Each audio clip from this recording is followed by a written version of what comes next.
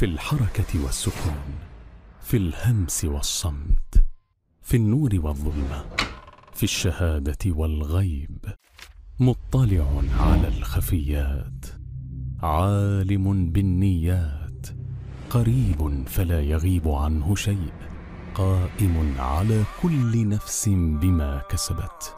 إنه الله الرقيب تبارك وتعالى. الرقيب الذي أحاط سمعه بالمسموعات وبصره بالمبصرات وعلمه بجميع المعلومات. الرقيب الذي حفظ المخلوقات وأجراها على أحسن نظام ودبر شؤونها أكمل تدبير. أنا بخير ما لم أفضح أمام الناس، يقولها بعضهم حين تغيب مراقبة الله عن حياته، فلا يشغله إلا مراقبة المخلوقين.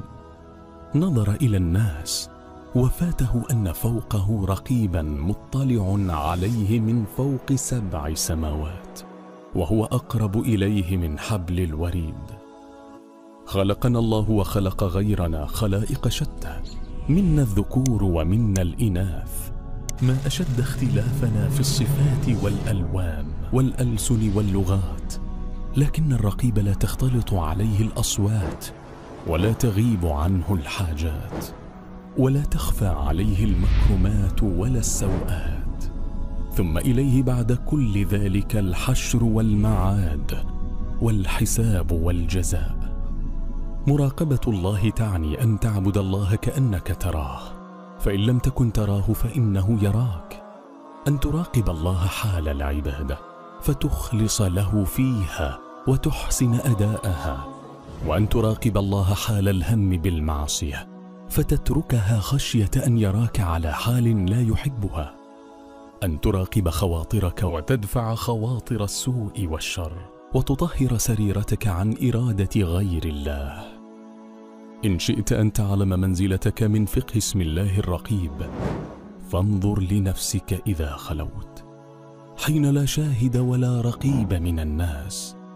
هل تراقب الله وتوقن أنه يراك، أو تجعله أهون الناظرين إليك؟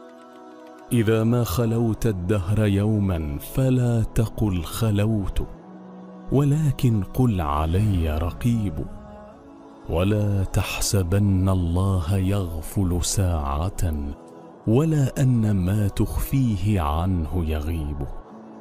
فاللهم ارزقنا مراقبتك في الغيب والشهادة والرضا والسخط، واجعل سرائرنا خيرا من علانيتنا، وعلانيتنا حسنة ترضيك.